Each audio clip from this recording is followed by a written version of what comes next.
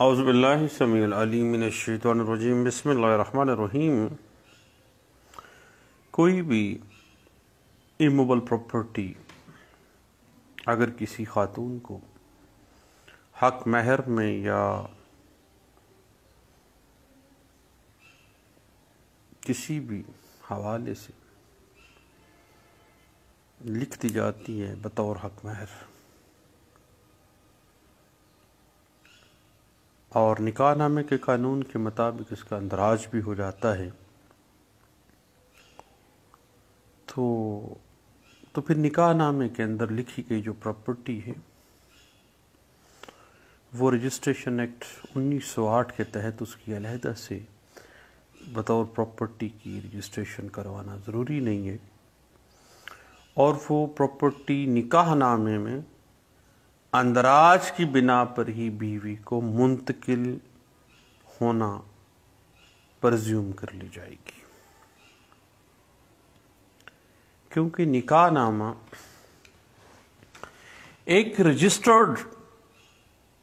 Public document है और निकाह रजिस्ट्रार एक पब्लिक सर्वेंट की डेफिनेशन में फॉल करता है और निकाहनामे में लिख जाने वाली जो प्रॉपर्टी है किसी शिक के एतबार से, हक महर के एतबार से, वो एक्सक्लूसिवली बीवी की मलकियत तस्वर की जाएगी। उसको अलहदा से खामंद बीवी की रजामंदी के बगैर नहीं बेच सकता, ना ही कोई अदालत उसके खामंद की किसी डिग्री के हवाले से उस प्रॉपर्टी को किसी डिग्री के साथ अटैच कर सकती है, ना कुर्क कर सकती है, क्योंकि वो एक्सक्लूसिवली बीवी की जायदाद तस्वर की जाएगी। अब बात इस तरह से है कि बवक्ते निकाह ऐसी जायदाद जो बीवी के महर में लिख दी जाए लेकिन वो जायदाद खामंद की मलकियत ही ना हो, या इस तरह से तहरीर हो कि खामंद का जो वरासती हिस्सा है उसमें से इतना हिस्सा या आधा या चौथा हिस्सा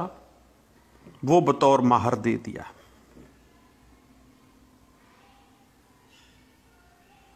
अब एक बड़ी कॉम्प्लिकेशन पैदा हो जाती है कि चूंकि जो खामिंद है वो अब उसके पास प्रॉपर्टी है ही नहीं, लेकिन वो प्रॉपर्टी उसने बतौर महर लिख दी है,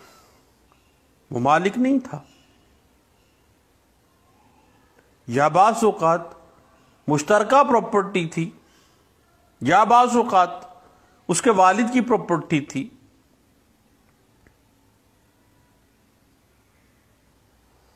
तो वो अपना हिस्सा बतौर महर लिख देता है। इतना हिस्सा, आधा हिस्सा, चौथाई हिस्सा, 2 मरले, 1 मरला, 4 मरले, जो भी। अब बात इस तरह है कि बतौर महर खामद ने बीवी को इमूवेबल प्रॉपर्टी का कुछ हिस्सा तो लिख दिया, लेकिन खामद मालिक नहीं है, तो ये नहीं समझा जाएगा कि बीवी अब उस प्रॉपर्टी का मुतालबा नहीं कर सकती कि चूंकि वो खामद की मलकियत ही नहीं था तो बतौर हक महर खामद ने जनाब उस वक्त दाल गा लिया था। तो इस तरह नहीं है, बल्कि बीवी उसका मुतालबा भी कर सकती है और खामद कानूनी तौर पर ड्यूटी बाउंड है कि वो उसको वो प्रॉपर्टी जो उसने बतौर महर फिक्स की है वो उसको अदा करेगा। इस हवाले से 2016 SCMR पेज 2170 जो है वो इस बात को वाज़े कर देती है कि निकाहनामे में लिखी जाने वाली जो प्रॉपर्टी है वो एक्सक्लूसिवली बीवी उसकी हकदार है और वो उससे डिमांड कर सकती है। इसी बात को इससे पहले 2012 CLC पेज 105, 2011 YLR पेज 2625 के अंदर इस बात को इंटरप्रेट किया गया। और जो जायदाद खामद की ख्वाह मलकियत नहीं है, लेकिन उसने क्या किया, लिखवा दी अपनी निकाहनामे के अंदर हक महर के तौर पे। कॉलम नंबर 13 में इंदुल तलब हक महर लिख दिया।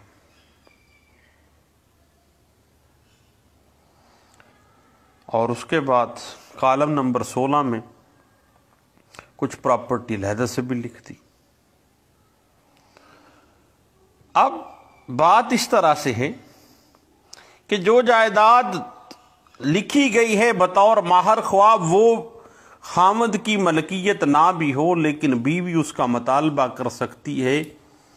और उसके मुतालबे पर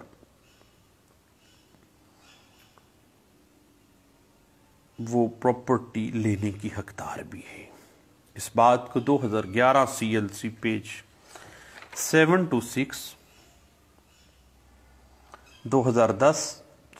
PLD Lahore high court page 119 और 2007 CLC पेज 1712, 2003 YLR पेज 250 इस बात को इंटरप्रेट कर देता है। अब बात आ जाती है, खामद ने बीवी को जो प्रॉपर्टी, जो मकान या कोई मकान का हिस्सा या कोई दुकान या कोई हिस्सा प्रॉपर्टी में से बीवी को महर में दे दिया है, महर में लिख दिया है, तो ऐसा दावा फैमिली कोर्ट सुनने की मजाज है, क्योंकि हक महर के जुमरे में आ गया है वो। इस बात को 2010 CLC पेज 87 में इंटरप्रेट किया गया था। याद रखिएगा कि महर में अगर खामद अपनी प्रॉपर्टी को महर में ना भी लिखे, खामद का जो वालिद है यानी उस औरत का जो ससुर है, ससुर भी अपने लड़के की तरफ से अपनी बहू को हक महर में इमूवेबल प्रॉपर्टी जो लिख के देगा, वो बहू एक्सक्लूसिवली उस प्रॉपर्टी की मालिका तस्वर की जाएगी, बाद में वो बेच नहीं सकते। अब इस बात को NLR 2008 CLJ page 509, NLR 2010 CLJ page 402 और 2004 MLD पेज 1492 भी इसी बात को वजाहत हो जाती है। अब जब महर के मामले में आ गया कोई मामला, तो यह समझा जाएगा कि यह हिबा बिल अवज कर दिया है, तो वापस लेने का खामिद मजाज नहीं है। इस बात को PLD 2004 supreme court Pakistan page 10C में इंटरप्रेट किया गया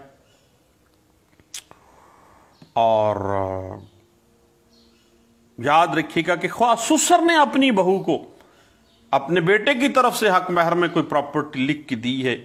निकाहनामे में उसका अंदराज हो गया है, तो अलग से दस्तावेजात बै की या कोई हिबानामे बनाने की जरूरत नहीं है। निकाहनामे में लिखी गई जायदाद उस दुल्हन के नाम मुंतकिल कर दी गई है, वो मुंतकिल ही समझी जाएगी। इस बात पे मेरे एक दोस्त कहा करते थे तमीज के, जब भाई कोई प्रॉपर्टी खरीदे किसी शख्स से तो उसे कहना चाहिए कि भाई ले आ अपना निकाहनामा, पहले निकाहनामा चेक करूंगा कहीं ये अपनी बीवी को तो नहीं लिख के दिया तुम लोगों ने। इस हवाले से 1983 CLC पेज 663 जो है वो इस बात को इंटरप्रेट कर देती है। अब मामला इस तरह से है कि जब इमूवेबल प्रॉपर्टी किसी औरत को बतौर माहर दे दी जाती है और बवक्ते निकाह किसी जायदाद का औरत के हक में निकाहनामे में तहरीर होना हिबा बिल अवज की हैसियत में देखा जाता है और किसी मुस्लिम गिफ्ट इसी सूरत में मुकम्मल करार पाता है कि डिक्लेरेशन के बाद अलानी हिबा के बाद इस पर कब्जा भी हासिल हो जाए और offer acceptance and delivery of possession है और खामद का कब्जा या उसके ससुर का कब्जा परज्यूम कर लिया जाएगा कि वो बीवी की तरफ से काबज है क्योंकि वो उनके ज़ेरे असर है। इस बात को 2006 MLD पेज 53 में इस बात को इंटरप्रेट कर देते हैं। अब मामला इस तरह से है और इसी बात को 1995 SCMR पेज 1208 में भी डिस्कस किया गया था और NLR 1989 SD पेज 613 जो है वो भी इस बात को इंटरप्रेट कर देती है और 2000 MLD पेज 1205 इस बात को बड़े अच्छे अंदाज से इंटरप्रेट कर देती है। अब साहिब अगर हम बतौर एक वकील के इसी पॉइंट को थोड़ा सा आगे बढ़ाएं तो हक महर में जब इमूवेबल प्रॉपर्टी की जो प्रॉस एंड कॉन्स जो बर्डन ऑफ प्रूफ्स आ जाते हैं ड्यूरिंग द सिविल केसेस, जो मुकदमात चलते हैं उन मुकदमात में आम तौर पर जो क्वेश्चन अराइज होते हैं यानी हक महर के अंदर अगर गैर मनकूला जायदाद लिख दी गई है तो उस जायदाद की बाबत जो मुकदमात होते हैं वहां पे कुछ सवाल अराइज हो जाते हैं और इस हवाले से हम आम तौर पे तवील मुकदमेबाजी सिविल लिटिगेशन भी देखते हैं और महर में गैर मनकूला जायदाद के मुकदमात में उठने वाले जो सवालात हैं उनकी नवीयत को अगर हम 1 बाय 1 देखना चाहें तो पहली बात जो थोड़ी सी कंसेप्चुअल स्टडी है और मैं ज़ाती तौर पर समझता हूं इसके लिए आप PLD 2010 Lahore high court page 119 और 2016 SCMR पेज 2170 जो है इसके पर्सपेक्टिव में थोड़ा सा पहले हमने इसको डिस्कस भी किया है। अब जो महर के अंदर लिखी जाने वाली जायदाद है इमूवेबल प्रॉपर्टी है उसकी जो लिटिगेशन होती है उसमें जो मुख्तलिफ नवीयत के सवालात उठाए जाते हैं उसमें पहली चीज तो यह है कि हक महर के अवज दी गई या फिक्स की गई गैर मनकूला जायदाद की मुंतकली की नवीयत क्या है।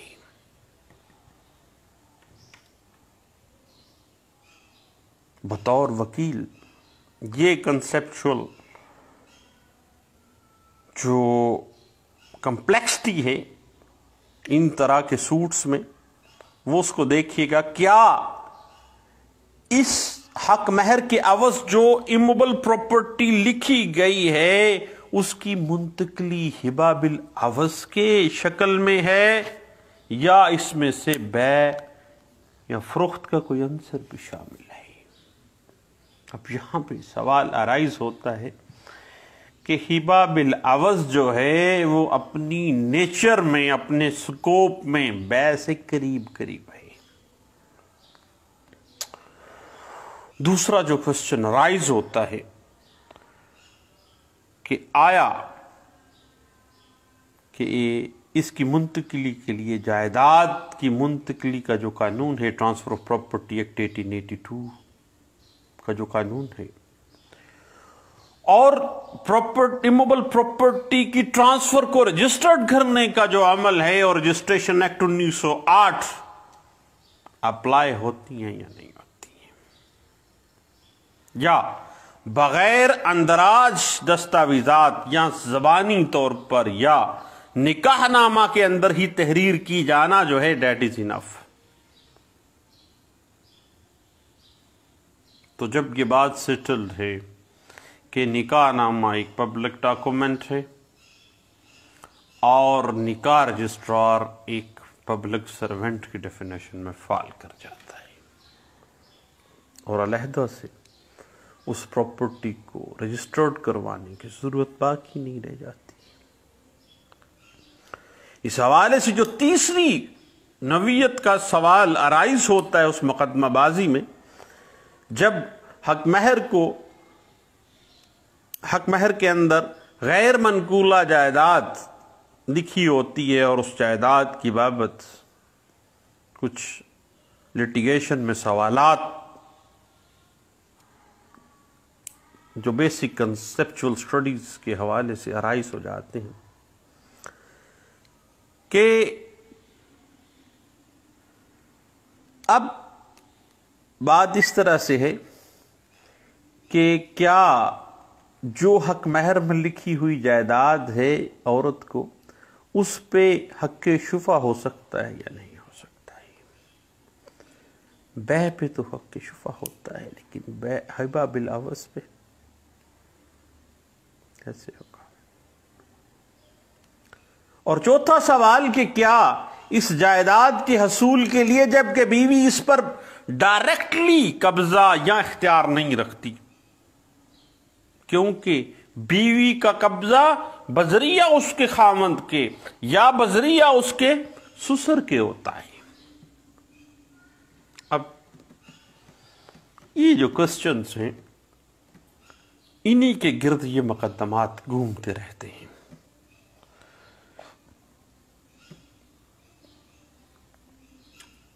हक महर में दी जाने वाली जो इमूवेबल प्रॉपर्टी है वो हिबा की डेफिनेशन में फॉल कर जाती है, हिबा बिल अवज। और मुसलमान खामंद बीवी को हक महर में किसी बदल के या बगैर किसी बदल के माहर बजाती तौर पर बदल ही में फॉल कर जाता है मोहम्मद अल्लाह के पॉइंट ऑफ व्यू से। तो जब हिबा आ गया सारे मामला क्लियर हो जाते हैं। और अगर हक महर में लिखी जाने वाली प्रॉपर्टी हिबा है तो ये सादा हिबा है, और अगर वो कोई मालियत मुकर्रर करे या इसकी अवज कोई जायदाद दे तो ये हिबा बिल अवज है।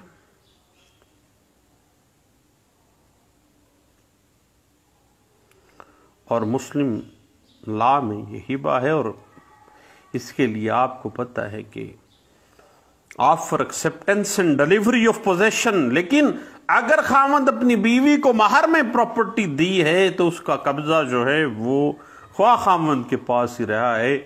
तसव्वुर किया जाएगा कि वो बीवी की तरफ से उस प्रॉपर्टी पे काबिज है, और अगर उस प्रॉपर्टी का वो किराया ले रहा है तो प्रेज्यूम कर लिया जाएगा कि बीवी की तरफ से अब वो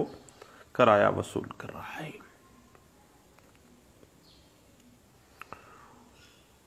अब इस हवाले से 2011 YLR page 2625, PLD 2000 Lahore high court page 236A, 2010 MLD page 855 और PLD 2004 supreme court page 10C ये वाज़ी कर देती है कि महर के बदले में जो प्रॉपर्टी दे दी वो वापस नहीं होनी है।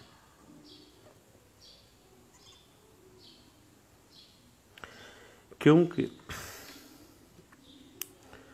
महर जो है ये असल में फ़ायदा नहीं होता किसी भी खावंद के लिए जो से काबिल वापसी हो, खुला या तलाक के अवज़ में हिबा या फ़ायदा हमेशा कुछ न कुछ होता है जो कि बिला किसी मुआवजे के अदा किया जाता है। और हक महर को हिबा के तौर पर भी अगर लिया जाता है तो फिर इस हवाले से जो बीवी को आप दे चुके हैं वो वापस नहीं ले सकते हैं। इस हवाले से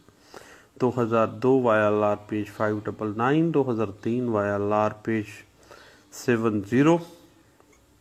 इस बात को वाज़ेह कर देती है। और निकाह नामे में जो प्रॉपर्टी दे दी गई है वो मखसूस खाने में जायदाद बतौर हक महर हिबा बिलवज़ तहरीर कर दी गई है तो उसको बाकायदा कानूनी हैसियत हासिल है और ऐसी जायदाद औरत की मलकियत है और इस पर कब्जे की सूरत को अगर देखें तो खामद को अपने पास ही कब्जा रखे फिर भी वो कब्जा बीवी की तरफ से खामद के पास तस्वर किया जाएगा और ऐसी प्रॉपर्टी को अलग से उस निकाह नामे से बियॉन्ड जाके कोई लहदा से बैनामा हिबानामा कराने की लोड़ ही कोई नहीं है, जरूरत नहीं है भाई। इस हवाले से 2002 MLD पेज 31, 2006 MLD पेज 53। और बाज़ औक़ात पता क्या होता है, खामद के पास कोई प्रॉपर्टी नहीं होती, फड़ मार देता है, फलाम प्लाट हक महर के तौर पे दराज कर देता है। तो बीवी बाकायदा दावा दायर करके महर का फैमिली कोर्ट में बाकायदा जिस जायदाद का तकाजा करके वो जायदाद वसूल कर सकती है, अदरवाइज जेल जाएगा। इस बात को 1991 CLC पेज 1620 और 2006 MLD पेज 563 इंटरप्रेट करते हैं। अब निकाह नामा में जो हक महर के बदल में इमूवेबल प्रॉपर्टी लिख दी गई है वो खामद की पहुंच में है या नहीं है, बीवी के पास। बीवी को अगर वो खामद की मलकियत है तो बीवी को मलकियत चली गई, अगर नहीं है उसकी तो फिर वो तकाजा कर सकती है। इस बात को 2004 MLD page 1492, 1995 SCMR page 1208, NLR 1989 SD page 613 जो है इस बात को इंटरप्रेट कर देता है। अब अगर हम देखें कि आखिर कौन सी ऐसी शिक है या ऐसा कौन सा मामला है कि हक महर के अंदर जो फिक्स की गई है इमूवेबल प्रॉपर्टी उसको अलग से रजिस्टर्ड करवाने की क्यों जरूरत नहीं है। और अगर मुस्लिम फैमिली लॉ ऑर्डिनेंस 1961 के तहत निकाह नामा बाकायदा रजिस्टर्ड हो और फिर उस अंदराज शुदा निकाह नामे में हक महर या उसकी मालियत के अवज़ बीवी को इमूवेबल प्रॉपर्टी दे दी गई हो तो फिर ऐसा अंदराज शुदा जो प्रॉपर्टी निकाहनामे में है उस जायदाद को रजिस्ट्रेशन एक्ट 1908 के तहत अलग से रजिस्टर्ड करवाने की जरूरत नहीं है, क्योंकि रजिस्टर्ड निकाहनामा पब्लिक डॉक्यूमेंट है, निकाह रजिस्ट्रार पब्लिक सर्वेंट है,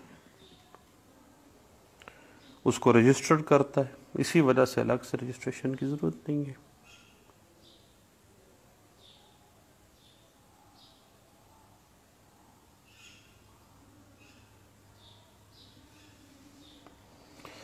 इस हवाले से बहुत से मुकदमात हैं जिनमें सुप्रीरियर कोर्ट्स ने निकाह नामे के अंदर जो हक महर पे प्रॉपर्टी है वो बीवी की मलकियत तस्वर किया और बाकायदा तौर पर वो औरत उसकी एक्सक्लूसिव हकदार है, उसके अलावा कोई नहीं। और खामद जो है बाद में वो प्रॉपर्टी ले भी नहीं सकता, उसकी कोई लायबिलिटी के साथ फिक्स और अटैच भी नहीं की जा सकती और कोई उस प्रॉपर्टी को कोई अदालत एग्जीक्यूशन प्रोसीडिंग्स के अंदर भी कुरक नहीं कर सकती है। इस हवाले से 2009 YLR page 1272, 2003 YLR page 250, Peshawar high court PLD 2004 supreme court page 10, 1999 CLC page 163 और 2006 MLD पेज 53 और 2006 MLD पेज 53 के अलावा 2000 MLD page 1205 PLD 2000 Lahore high court page 355 PLD 2004 Peshawar high court page 213 1995 SCMR page 1208 में ये वाज़े कर दिया गया कि ख्वाह शोहर उस प्रॉपर्टी का मालिक नहीं है, लेकिन उसने चूँकि बतौर हक महर लिख दी है, अब बीवी का हक है, बीवी का राइट है, बीवी अपना राइट क्लेम कर सकती है और वो प्रॉपर्टी नहीं तो उसकी मालियत के मुताबिक नकद अदायगी भी देनी पड़ेगी। अब हक महर में दी गई जो इमूवेबल प्रॉपर्टी के बारे में रजिस्ट्रेशन एक्ट की दिफात और रजिस्ट्रेशन एक्ट 1908 की बात कर रहे हैं और transfer of property act 1882 apply नहीं होता है। ना रजिस्ट्रेशन एक्ट अप्लाई होगा, ना transfer of property act apply होगा जो इमूवेबल प्रॉपर्टी निकाहनामे में आ गई, क्योंकि ट्रांसफ़र ऑफ प्रॉपर्टी एक्ट की कोई भी शिक जो है मुस्लिम लॉ के किसी असूल को मुतासर नहीं करती। इस हवाले से याद रखिएगा कि हक महर गैर मनकूला जायदाद के हवाले से इस नवीयत मुंतकली और इस मुंतकली की शिक, अब इस हवाले से हमने पहले भी बात की है कि कतई सूरत रजिस्ट्रेशन की ज़रूरत नहीं है, क्योंकि निकाहनामा बज़ाते खुद एक रजिस्टर्ड डॉक्यूमेंट है और इस बात को 2000 MLD page 1205 2005 MLD page 376D और इस हवाले से पेशावर हाई कोर्ट की एक लैंडमार्क जजमेंट है कि उसमें वाज़े किया गया था कि जब निकाहनामे का अंदराज मुस्लिम फैमिली लॉ ऑर्डिनेंस 1961 की सेक्शन 5 के अहकामात के मुताबिक बाकायदा रजिस्टर्ड हुआ है, तो कोई भी जायदाद जो बतौर महर के खामद ने या खामद के वालिद ने अपने बेटे की तरफ से निकाहनामे में लिख दी है, उसमें अलग से दस्तावेज बनवाने की ज़रूरत नहीं है, क्योंकि निकाहनामे में लिखी गई जो जायदाद है वो लिखते सार ही, इजाबो कबूल होते सार ही बीवी की मलकियत समझी जाएगी। इस बात को 2003 YLR page 250 Peshawar high court जो है वो इस बात को इंटरप्रेट कर दी है और 2016 SCMR पेज 2170 इस बात को बड़े अच्छे अंदाज से वाज़ेह कर देती है। नहीं दोस्तों, चंद बातें थी, एक अहम टॉपिक था कि हक महर में जो इमूवेबल प्रॉपर्टी लिख दी जाती है बतौर हक महर, प्लॉट लिख दिया जाता है, घर लिख दिया जाता है, कमरा लिख दिया जाता है, उसकी कानून में हैसियत क्या है। मैंने कहा सब दोस्तों से शेयर करनी चाहिए, ये बड़ी अहम बात थी। ले दोस्तों, दुआओं में याद रखिएगा, दोबारा इंशाअल्लाह हम मिलते हैं। थैंक यू, अल्लाह हाफिज़।